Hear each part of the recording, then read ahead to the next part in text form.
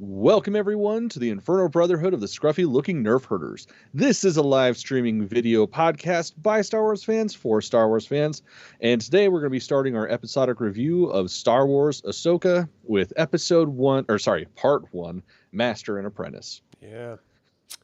Which I'm still struggling to remember when the fuck Sabine was her apprentice. Never. That's what I was thinking, but never once happened. It was not a thing. I thought I was just wrong.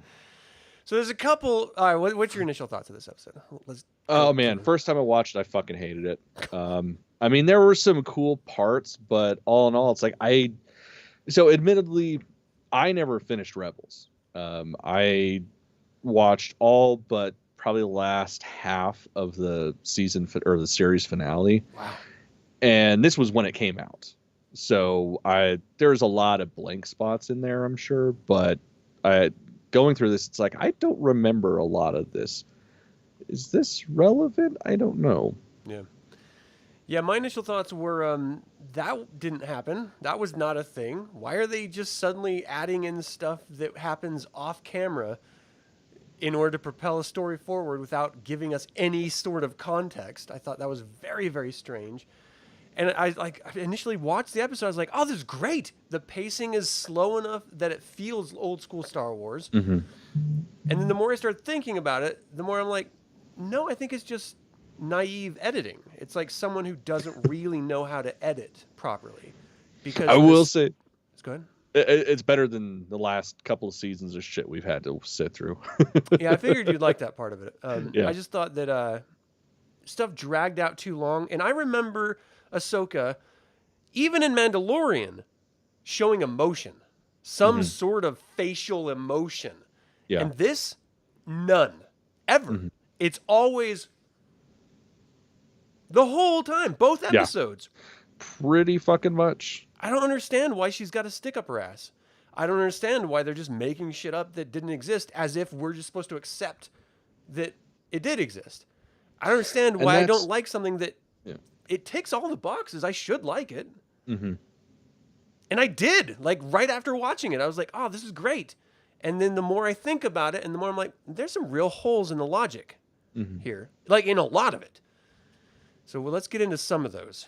Yeah. God bless the traditional Disneyisms of just changing history. So good. So this is, of course, written and directed by Dave Filoni. This first episode is released on August 22nd with the second episode, which we'll get to here in a little bit. I mean, do you want to sort of start us off in the story beats? Yes, I mean, it starts off okay, I guess before we get to the fucking story, there's a crawl. Like, what the fuck was that? A kind of crawl. A kind of crawl, but a crawl nonetheless. Like, we haven't seen that since, the proper Skywalker saga, so that was an interesting choice. And then to do basically a reverse shot of the opening of A New Hope, so instead of bottom up looking at a Star Destroyer, we're looking at is that a Mon Cal ship? I don't remember, but I don't know. Yeah, seeing a New Republic ship cruising around, and we find out that that's where Morgan what's her bucket was. Yeah, there you go. Which who knew she was a fucking Night Sister? Not me. I was very confused about that, but I guess we'll get into that. I don't mind that as much. I mean, it's weird. Like, they're today, a thing. It's not like it doesn't exist. Yeah. Well, today I was I was like, you know what? Okay. As a mixed nationality individual or mixed race individual, that card out again. Yeah, it's like I should understand that not everybody has to look the same, but it's like there's like why doesn't she have like white skin and the tattoo? But whatever. Anyways, that doesn't matter. Yeah. So anyways, she's on the ship. And that's when we get the first. Oh wait, no, that's not how it starts, is it?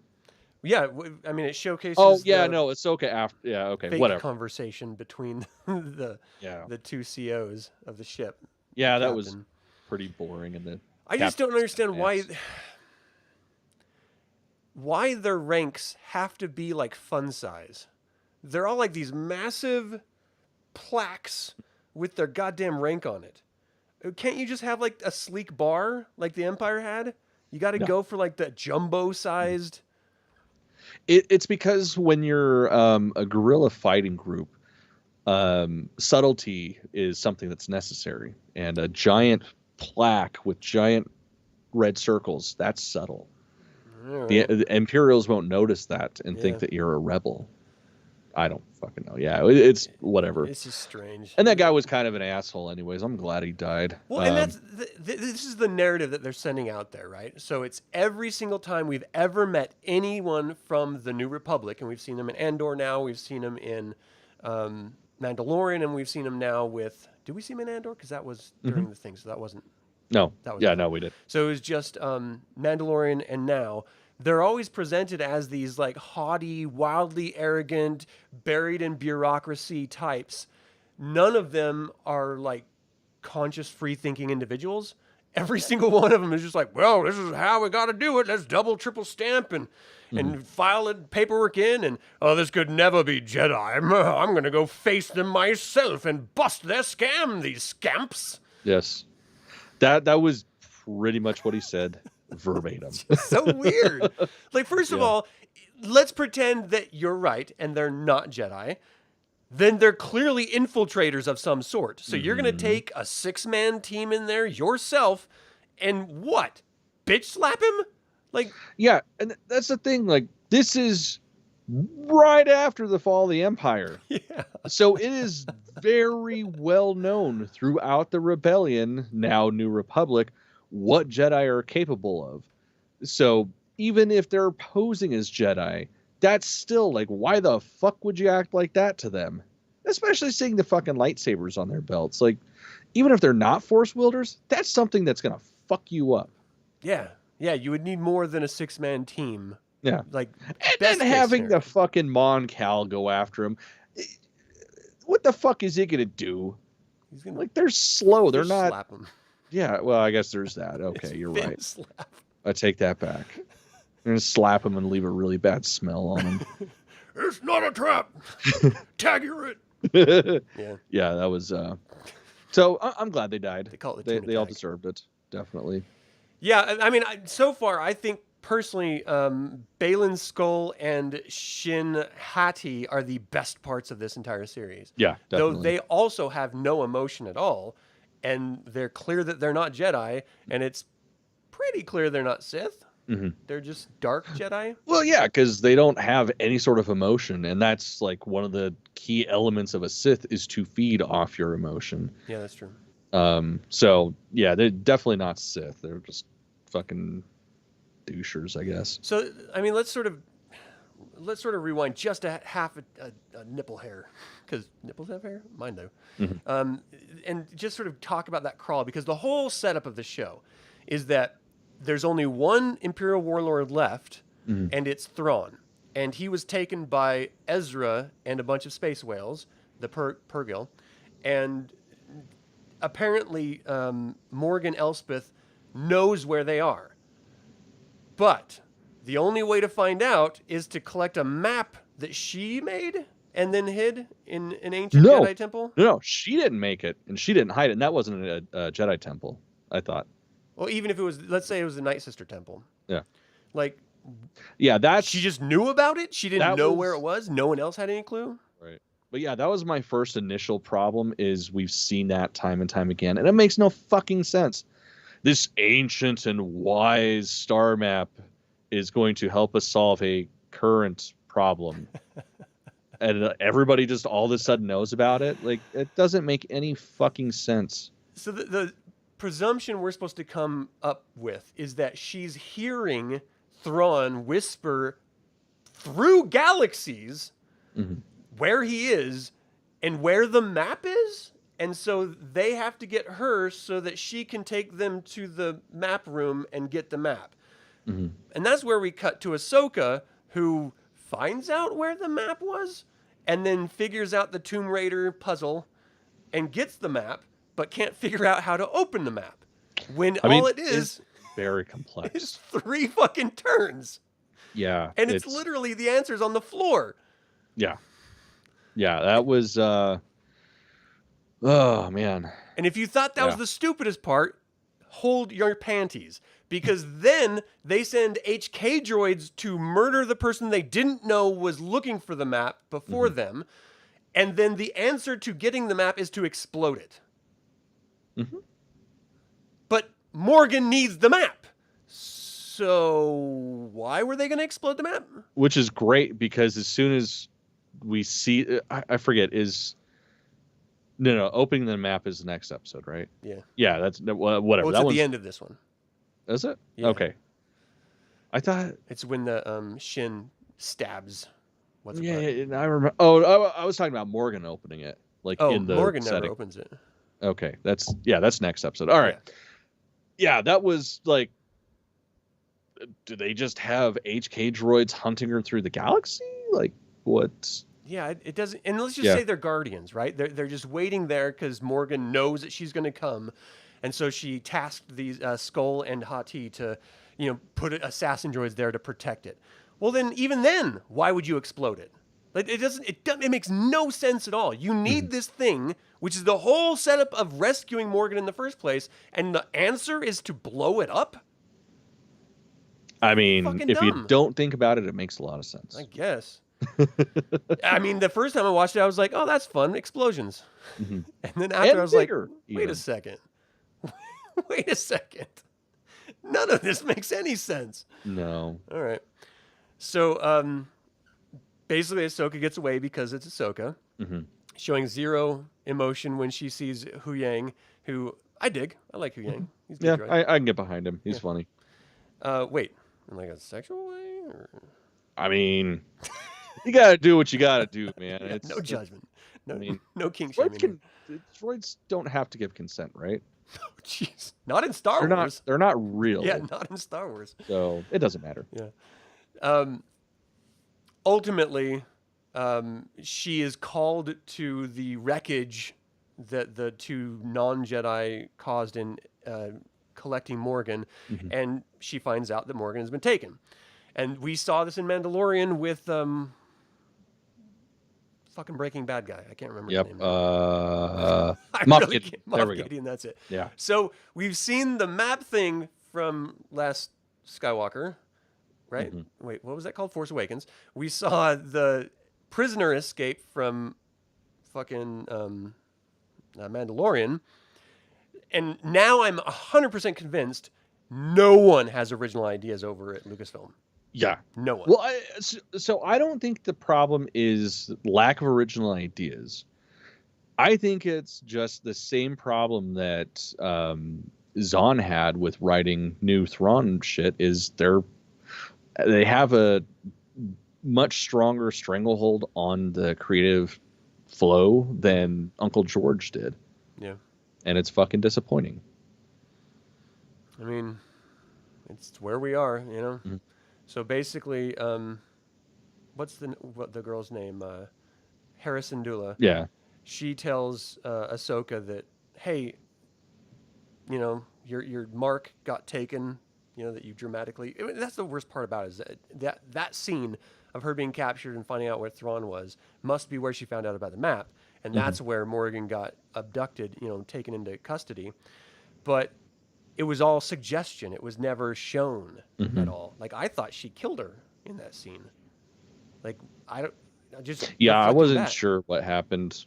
But in either case, she's like, well, it's okay that she's gone because I got a little something here. Yeah, pulls it out like, don't you know what this is? Yeah. And apparently she does. Like, everybody does. And like, if everybody knows what the fuck it is, why can't people understand, like, oh, okay, well, this points that way, so we should go that way.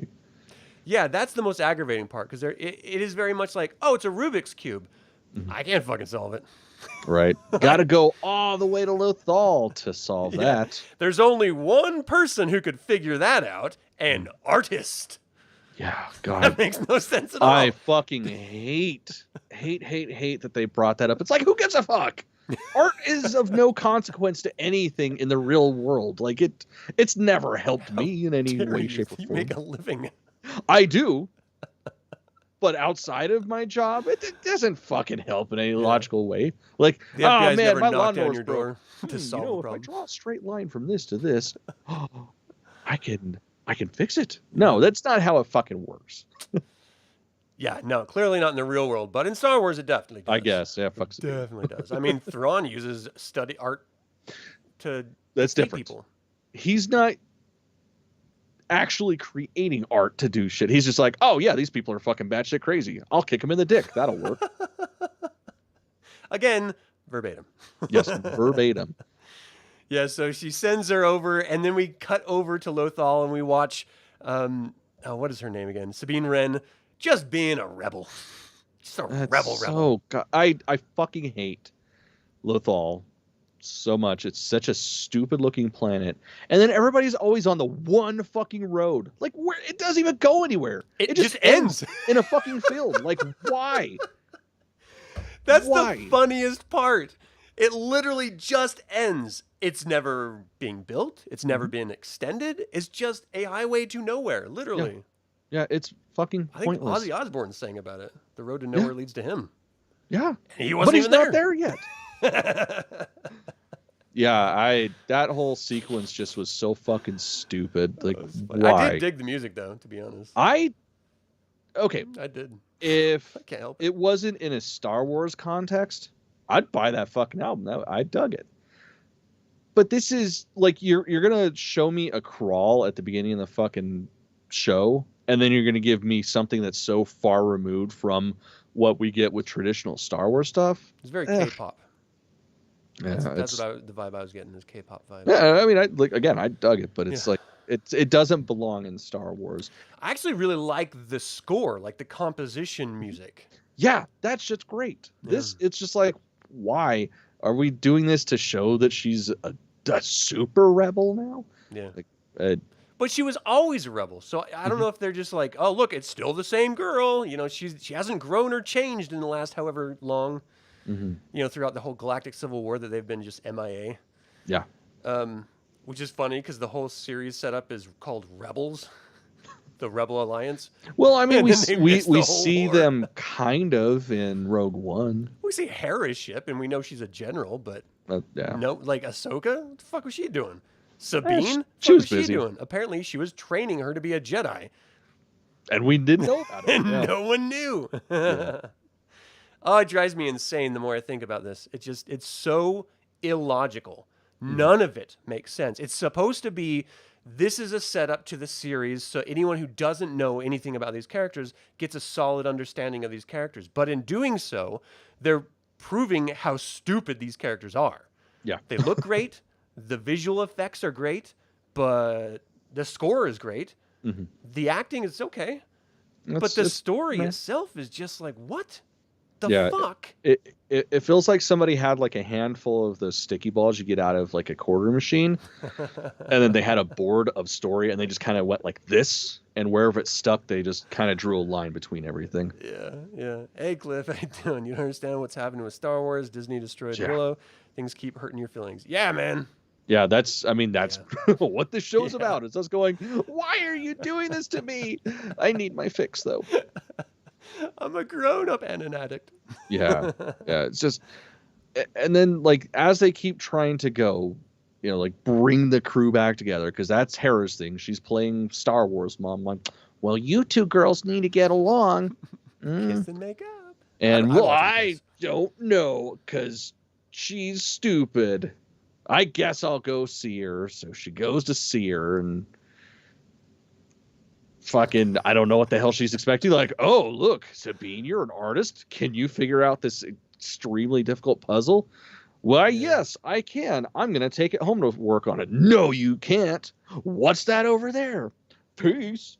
Yeah, that was so ridiculous. Yeah. The one map in order to solve the next massive war, and I'm just going to take it. I know people are looking for it, but I know Lothal better than the bad guys do. What are you fucking thinking? And then why would Ahsoka not just go get it from her? Right? Clearly time passed. Where the fuck she went? She's sleeping in Ezra's house. So how about you just stop by on the off chance that that's where she is with your map, right? So you can protect it, because you're the only damn Jedi around except for Luke. Well, Like, come plus it's on. like you would imagine that if she was her supposed apprentice, they would have some sort of connection through the Force, albeit a very weak one because Sabine's very But weak in the even Force. Jedi can reach out to non-Jedi, right? Just Exactly. send a So thought. it's like all she'd have to do is go, where is she? Ah, yes, there she is. I'm gonna go get my fucking map back that she Yeah. stole. And just slip in a bitch on the way. Hmm. I told you not to leave, bitch. Yeah, this whole setup is so fucking weird. And so we've got these HK droids coming in to sort of scour the area and check for it. And we see Sabine literally punching metal and beating it up. Hmm. Where did she learn to punch Makes metal and sense. beat it up? Is this a Mandalorian trait that I don't know about? You can just physically punch the shit out of metal? Yeah, I mean, I guess I don't. now. That doesn't make any sense I to me. mean, Her so hand to would be be fair, broke. yes, there were like berserker Mandalorians in Legends that could do that shit. Like they would just that was a sign of their fucking badassitude is beating the fuck out of a droid. Wow. But I it didn't wasn't know like that. a actual practical thing. And she by no means is a fucking berserker of Mandalorians. My love for you was like a true berserker. Yeah, Yeah. she is not that. Definitely. Did he say making fuck? Yeah. Oh man. So ultimately, of course, Sabine faces off against Shin, Mhm. and I thought it was fun, except. Well, no, I actually enjoyed the entire fight. I thought it was great. It felt like she was always on the ropes. Her back was against the ropes the whole time, which I thought was wildly appropriate. Yeah. Shin did great. I was stunned when she stabbed her. Hmm. And then I was like, oh, well, that's it for Sabine. Now Ahsoka's going to go full crazy mom and just murder these Dark Jedi. And it's going to be dope as hell. Yeah, I knew as soon as she got stabbed, I was like, well, I guess to go with modern fucking Star Wars lore, anybody can take a fucking lightsaber blade to the gut and walk it off. Qui-Gon is shouting through the Yeah, Force. yeah. Like Qui-Gon was one of the greatest Jedis ever, and he died like a bitch compared to all these fucking people. Exact same fatality. Yeah, It was a lightsaber through the gut, Yeah. killed Qui-Gon Jinn, yeah. a master, but this kid, this artist kid, it sounds like I'm disparaging artists. I'm a fucking artist. But this kid. Yeah, so you have every right to disparage. Yeah, that's true. I'm one of them. I get to say the A word. Yeah. It's my word. Yeah. I'm just taking it back. I'm taking ownership is what I'm doing. I don't want them to have the power. Yeah. So, like, it just doesn't make sense that she can just walk it off. Mm-hmm. Like, what the... There's no consequences anymore. Everyone can just be fixed. And that was the greatness of Star Wars, I always thought, was that it felt gritty and real, and there were genuine... People lost limbs and shit. Mm-hmm. Like, this is a real thing. And now it's just like, don't worry about it. We got modders. Yeah. We apparently have enough Bacta to plug you up and you'll be good. Like, yeah. No consequence. Nothing. No. She doesn't have to have like a robot belly or anything. Like she just literally healed up. Okay. Mm-hmm. Yeah, just like a day, and she has like a little scar on her tummy. Mm-hmm. It's like, oh, that's nice. Yeah, they didn't even show her in a Bacta tank. This would have been a perfect time to she had a objectify patch on. That's like Luke took a fucking smack to the face by a fucking wampa, and he's in a tank, which this is... Now, I mean, of course, this is all Legends at this point. It's only a couple years later. But, well, no. What I'm saying is, like, Bacta was in short supply. Like, it's a rare fucking thing. And, you know, that's so severe that they're going to dump him in something that's worth more than its weight in gold. But yet she gets a fucking blade to the gut, and it's like, I'll just throw a Band-Aid on her. She'll be good. Mm-hmm. Yeah, it's just, fuck me. So, okay. Ultimately, what it means is that they lost the map that was the point of this episode. Mm-hmm. So we're back to square one. The episode didn't need to exist. Well, and that's the thing that I don't get is she even looked at it and like took her fucking time to see it take 30 minutes to load up to show the trajectory of a straight line. And she's noticing all these symbols and clearing everything out on her little computer thing. And it's like, I'm sorry, but if you take that much fucking time, aren't you going to go, oh, so this is point of origin. This is point of end. Ah, yes, I know now. Yeah. But she didn't, I guess. Whatever. I do like the concept personally of going to another galaxy. Yeah, that's all I've wanted to see. That's all I was hoping for with the fucking Force Awakens trilogy. Yeah. Was that we were going to get outside of the galaxy far, far away, because that's always been a huge, like, just like, what is that in Star Wars? You know, from Legends to current time. Mm-hmm. And we still haven't fucking seen it. Yeah.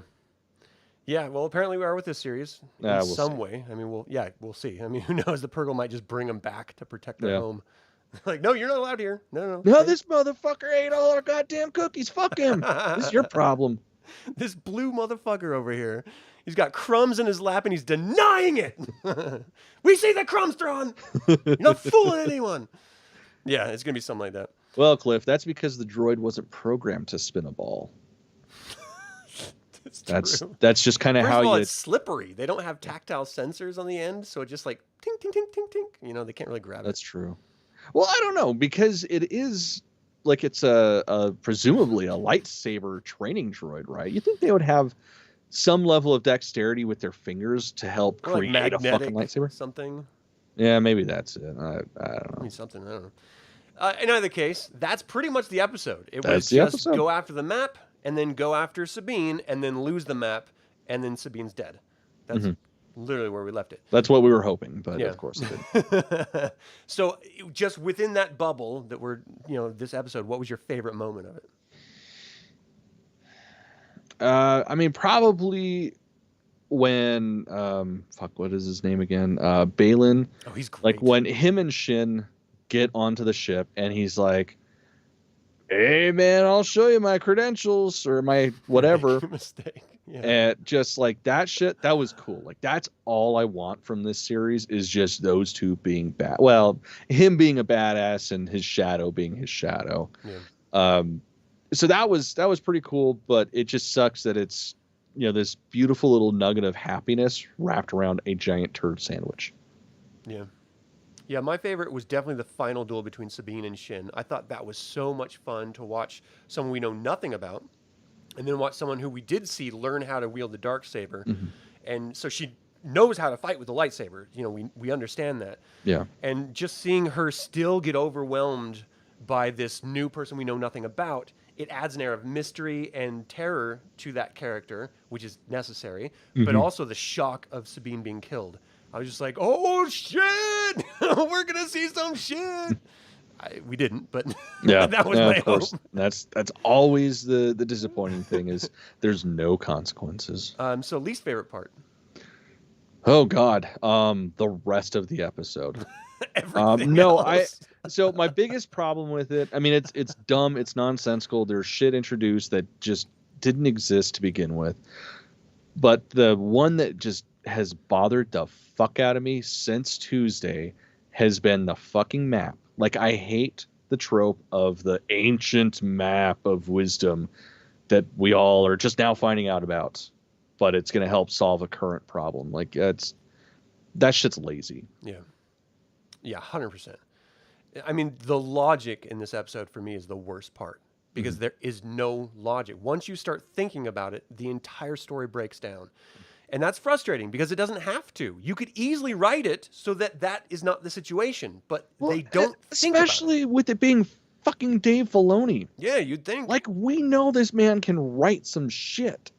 Like, as far as I'm concerned, him and Favreau, well, I mean, that last Mandalorian kind of on season. sense right now, but at one point in time, they were the shining beacon of Star Wars redemption, and now it's sort of like, Yeah. Did we put too much faith in him? Yeah. I think we may have. I'm starting to think that. All right. So what did you want to see after the end of this? I mean, clearly nothing, but... Well, I wanted to see something make sense. Mm-hmm. I wanted to see Sabine dead, but I knew that wasn't going to happen. Yeah. Yeah. I mean, really, that was about it.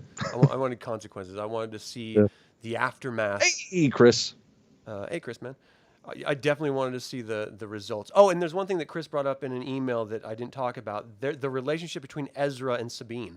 The whole time in Rebels, Ezra is chasing tail, trying to get Sabine in the sack. And in this, he's like, I need you to finish my job, sister. Yeah. I see you as a sister. Okay, so that was another thing. Like, I felt like, yeah, I again, it's been years since I've watched Rebels, but it's like, I thought he wanted to fuck her. Now he's gonna call her sister. That's pretty weird. Yeah. And my Like, answer to that is, well, he's just into family porn. you know what? COVID was a weird time. So it is what it is. Oh, that's funny. Yeah. All right. Well, you're gonna have to watch back the episode, Chris, because we're finished now. Is there anything else you wanted to cover with this episode? No. Like, unless I'm gonna do a fart noise for another like 15 minutes. Like, but even then, I still feel like there's more story and heart behind that. Yeah. All right. Well, thank you all so much for tuning in, and we will stop before we get the farts. Both live in chat or out of the fact, we invite you to subscribe to this channel and click the bell to get notified about our next video. We do have a store for all of your scruffy looking Nerf Herder product needs, and the link is in the description below. So until the Infernal Brotherhood convenes again, my fellow scruffy looking Nerf Herders, may the Force be with you. We are no Jedi. That's a fact. Yeah. I wish. I don't, man. I think Sith would be so much more fun. Then you're not all hung up on it. So would you rather be first trained as a Sith or trained as a Jedi and then fall to the Sith? Depends on who the master is.